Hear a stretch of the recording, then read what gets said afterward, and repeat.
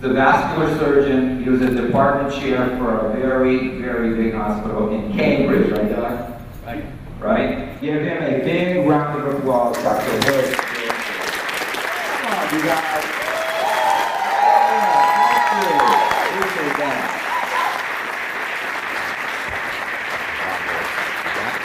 Oh, you good? Okay. I guess I'm wired today. Good morning, everybody. I wanted to, usually I start my talk out with a disclaimer, but there's no disclaimer today. Today there is a profound thank you to George, to Mr. Oda, to Mr. Higa, to Lou, to all the folks who have invited me here. I'm truly honored to be here. And most of all, I want to thank all of you in the audience, because I've had such a dynamite welcome. I'm really touched. I really am. Anyway, here it goes. Oh, I guess it doesn't. Oh, do I have a flicker? Yeah, coming in. Okay. All right. Here you go. Just got one to advance. Forward. Yeah. Okay. You know, as a doctor of medicine, I am a surgeon, and we're a little different. We don't prescribe pills. We operate on you, and then we heal you, and you're gone, and you live happily ever after. So we tend to be much more pragmatic, and if something works, we embrace it. And this is how I got into the water, because it worked for me, and I've embraced it. And I've embraced it because this is indeed a game changer, as George says, and it is indeed the future, because of a variety of reasons, which I will get into later. But my background is up here. I am not going to belabor the point. I was simply lucky. I'm an immigrant to this country. I didn't have anything, and I was a good student, and as a result, after I graduated from the University of North Dakota, the dean asked me to apply to Harvard Medical School, and I got in. So the fact is, following that, I did my internship. I got drafted to the Vietnam War and then finished my training, and from the day I finished my training, I had a job at the Cambridge Hospital and went from there to, from the lowest form of life to the chief of the department. In any case, my training was at a time when surgery was, in my opinion, at really the zenith of its development. It absolutely was wonderful to see the first heart valves put in, and to see how coronary bypass operations turned from a major production into a 1 hour affair. But in any case, I've had a great ride as a professional in surgery and vascular surgery. I've always been in active practice. I've always operated, and my great joy in my life has been the ability to teach young doctors to become surgeons. And that's meant more to me than anything else. And in some respects, cost me one marriage, but in anyhow, it was my passion, and I make no mistake, no excuse for it. But in any case, how did I get into Kangen water? Well, it was an unusual thing. I operated on a fellow in Bullhead City, fixed his aortic aneurysm, and it turns out he was from North Dakota. And at the same time, when I was in school, he was in school at the University of North Dakota. Didn't know each other, but so we have sort of a bond, and I require the patients that have stent grafts to stick around for a week. They go home the next day nowadays after aortic surgery. And so he lived in Las Vegas. I said, stay at my house. And he brings this machine and gives me the water. Well, I will tell you, I've told you yesterday, Germans don't drink water. I'm sorry, but we don't. We have other liquids that we enjoy. And, first of all, the taste of the chlorine. I can pick that up. I have very good taste buds because I fancy myself to be a pretty good connoisseur of wine and stuff, so you gotta have the right kind of taste buds. And so I didn't drink water. And I drank this stuff, and I drank a liter. And I said, my goodness, it went right into me. And I liked it. Now, I bought a machine 2 days later, and the rest sort of is history. Because of that, I got interested in the product. I got interested in why it works. And the explanations that I read in conjunction with, you know, the brochures and what have you, didn't totally satisfy me.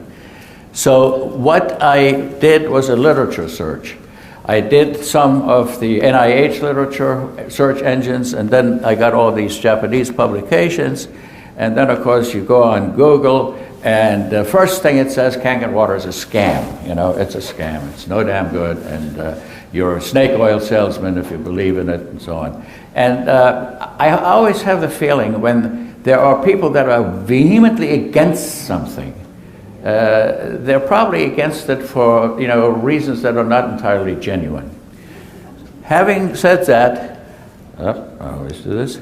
Having said that, I developed my own way of thinking about the water, and I made an effort, successfully I think, to connect that to hard science, reproducible, solid peer-reviewed journal publications that say why it works and how it works, and also finding out in the same process that this is now an ongoing subject of research in the allopathic Western medicine community.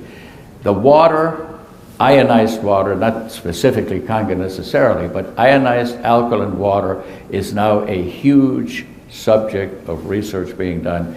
And by next year, you're going to have many publications that will validate what I'm saying. Now, we always talk about Otto Heinrich Warburg. It turns out I've become extremely fond of this man because of his incredible versatility. At one time, he was a chief of marine biology in Italy. You know, he had a career as a cavalry officer. He was an incredible swordsman and an incredible writer, and it was a lifetime friend of Albert Einstein's, who dissuaded him from staying in the cavalry and getting out before World War I was over and going back to the laboratory, because that's where obviously he made a contribution unlike almost anyone. He got one Nobel Prize, he actually got two, but the Nazis would not let him leave to go to Sweden, so he couldn't accept it. In any case, he proposed this concept of alkalinity being a favorable state for cellular metabolism, as opposed to acidity, which is generated by cancer cells and allows them to live in an environment that the normal body fluids, etc., cannot get to, and that's how they proliferate and ultimately invade our body. Now, there's much more to that, and there's a different talk that I have specifically relating to cancer, but suffice it to say, this concept of alkalinity took root as being a good thing. Now, subsequently, we find out that alkaline water has beneficial effects on the outside of our body. And I consider the gastrointestinal tract to be outside of the body, right? It's a hose that goes from here to you know where, and it is really outside of the body. But we pass things through there that we absorb, that produce energy, that produce minerals, whatever, that enter our stream to replace our mitochondrial and cellular metabolism. And alkalinity neutralizes a lot of toxins within the GI tract, and that's a good thing. But most importantly, the alkaline state can help to buffer the pH in the cell. And this is huge because this has not been proven before. And the research done now on animal models, which are made profoundly acidotic. Now, when I say profoundly acidotic, that's from a pH of 7.4 to 7.2. That's profoundly acidotic, because 7, you're dead. So that's the narrow range. But the bone is the big buffer for our pH in the cells. Now we find out that when people are profoundly acidosis, like in chronic renal failure, in this case they tied off the ureters of the animals, so made them acidotic, and all the researchers gave them was alkaline ionized water, either by mouth through the GI tract or injected intraperitoneally as like in peritoneal dialysis. and the acidosis was corrected in minutes, much more quickly than it would be in the standard way, which is sodium bicarbonate and all kinds of injections. And this is published in the Journal of Therapy, Apheresis, and Dialysis, June 2009. You can just get it online. You just Google, just type in www.pubmed, and you can get that article downloaded in the form of an abstract for nothing. Now, Warburg showed one thing, and that is that cancer cells, what have I done now? Uh-oh. I'm back. Cancer cells, tumor cells, have a block in the utilization of oxygen. And as such, they ferment the glucose and produce very, very little energy. Right here, ATP, very little. Oxidative phosphorylation produces huge amounts of energy, and this factor, M2PK and tumor M2PK, are coenzymes and enzymes that promote the reaction. Now, Warburg had something. He knew about this factor. It was not until a year and a half ago that this factor was elucidated fully and at my alma mater at Harvard University. And what this means that we now have an additional tool in which to get cancer-fighting drugs made, and that's thanks to Otto. So his contribution lives. Now, the second noble truth I refer to is microclustering, because the concept has been widely touted, but the proof has really never been there, including in Japan. Nobody's ever been able to say that this is absolutely real. Well, the answer is it is, and I will tell you why. If you take the surface tension of normal water, little bugs and crawly things can walk on it. When you look at a full glass of water, you can fill it to the point of being overfull. There's what is called a meniscus. You can see that. When you do the same with 9.5 pH Kangen water, you will have no meniscus, and that bug will drown because the surface tension is so much lower. Now, that's no proof, but that is an inference that the molecular structure is different, right?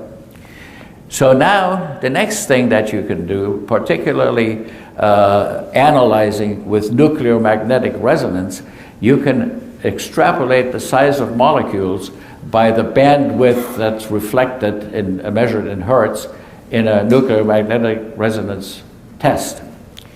And it is found that in nature, in normal water, from a stream, from a tap, or what have you, there's a huge variation in bandwidth in the molecule size, anywhere from 2, that's called dimers, to 128 or more.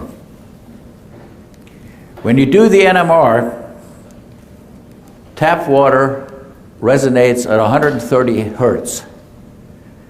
Micro water, alkaline water, at 65. Clearly indicating a much smaller molecular structure. Now, water gets into your body in a passive way.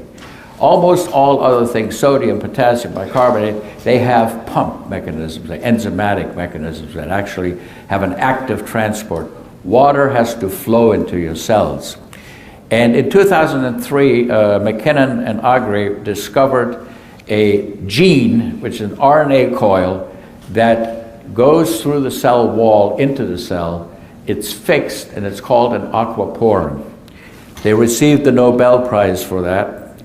And it is probably linked to some of the problems that we have with type 1 diabetes.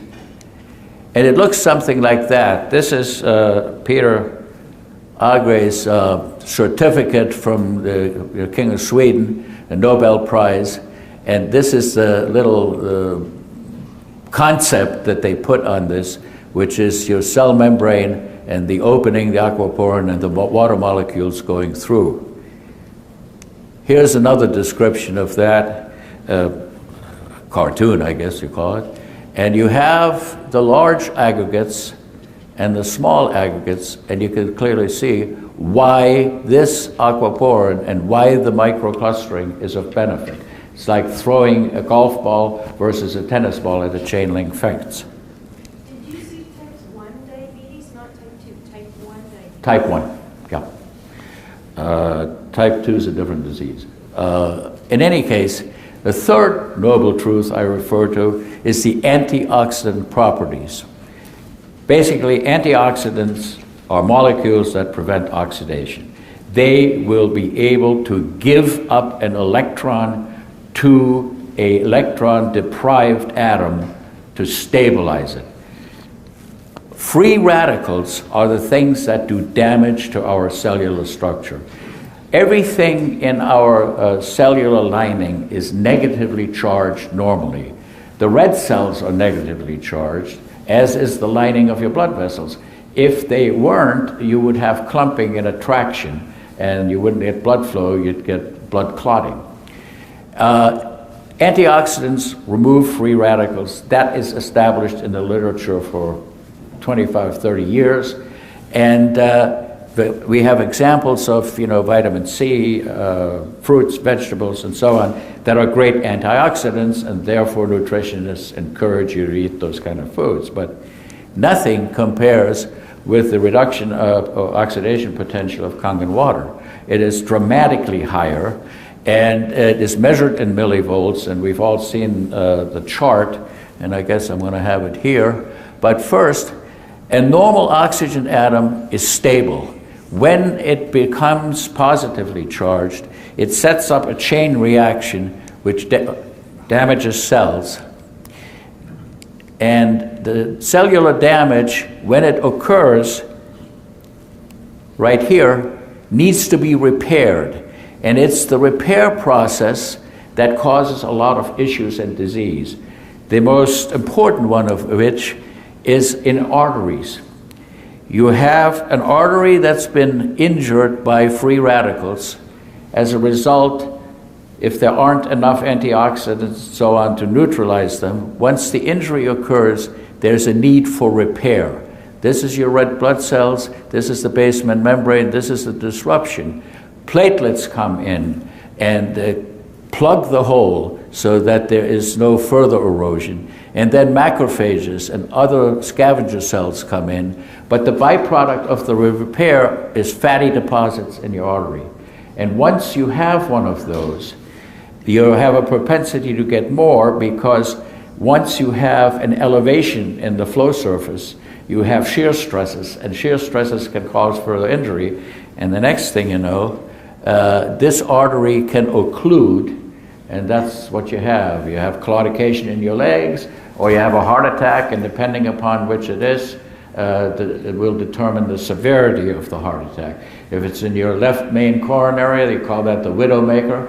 Most people die from a heart attack like that. If it's in the left anterior descending, you've got a 75% of chance of survival. ORP, here it is. Look at Kangen water. I have measured my own for my own machine. I get up to 600. And this is, of course, green tea and your fruit. And so the impact of the antioxidant properties is absolutely profound. And it leads us to the next issue, which is huge. Cancer is a huge health problem in our country. I mean, let's be clear. The commonest cause of death in the United States and all of Western Europe is heart disease. But next door is cancer. And cancer treatments were always based on the fact that you should not take antioxidants just in case that might affect the drugs. Well, it turns out that in Science Daily,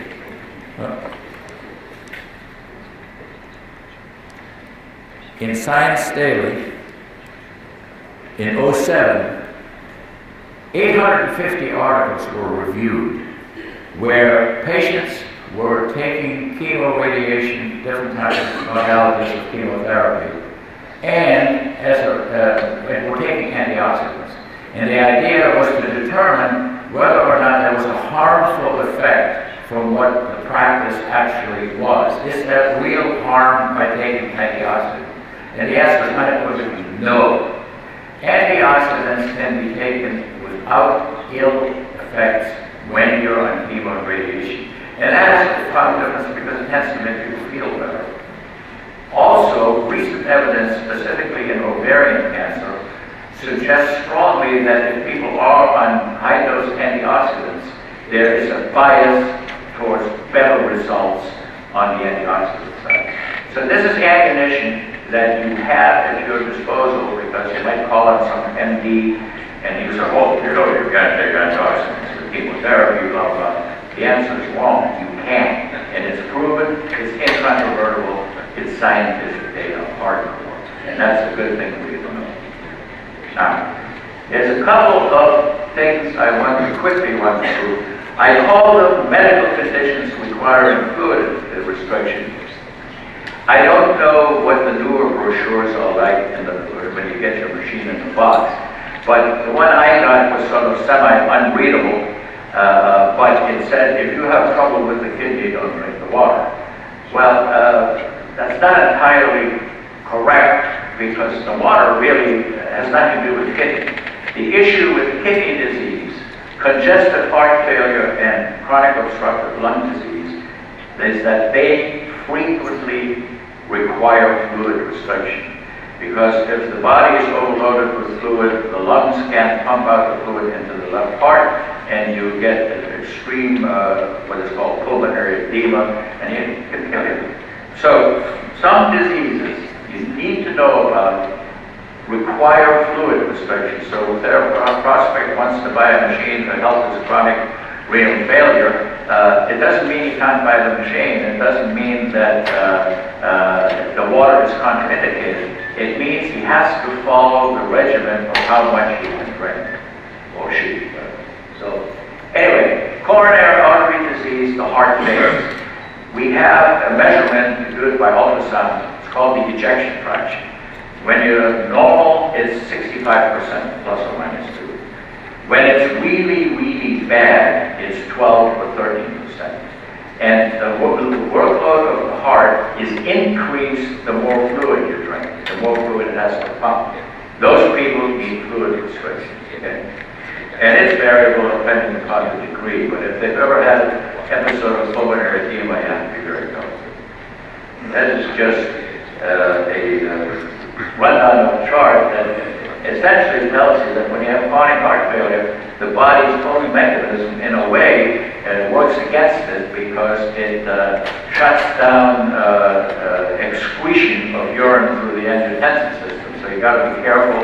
These people need to be on diuretics and so on. It's not important to know all the steps. It's important to know that there is a limit of the amount of liquids people could drink, water or anything, because of the increasing workload it's putting on the heart. And basically, this is just a depiction that shows you that an normal heart has thick, healthy muscle. A sick heart is stretched out and thin muscle, and therefore cannot squeeze out as much of a pulse volume or systolic volume as a normal heart can. Now, the same thing is true of obstructive lung disease, except that affects the right heart, and the right heart is a low-pressure system. Your pulmonary circulation, your blood pressure is 40, as opposed to 120 on the arterial side. And so when the lungs get diseased, and of course in our civilization here, it's cigarettes that cause most of the damage. There's increased resistance to flow because of scarring, and then the pulmonary artery pressure rises. We call that pulmonary hypertension, and it gets to a certain point that the heart really can't keep up with it. Pulmonary edema results again, and people go into failure and they can die. And therefore, fluid restriction may well be necessary as part of the therapy for this condition.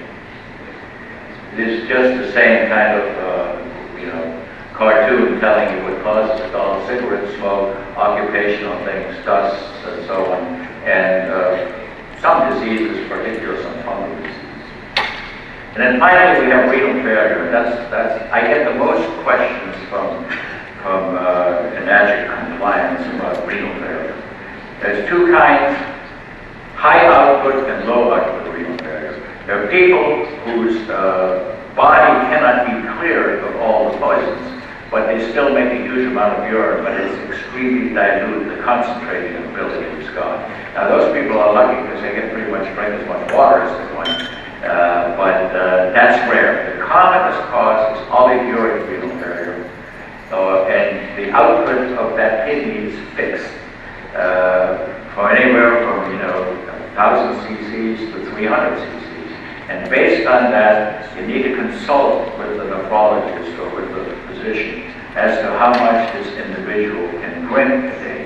And they're very strict about that because they weigh people before dialysis and after dialysis and so on.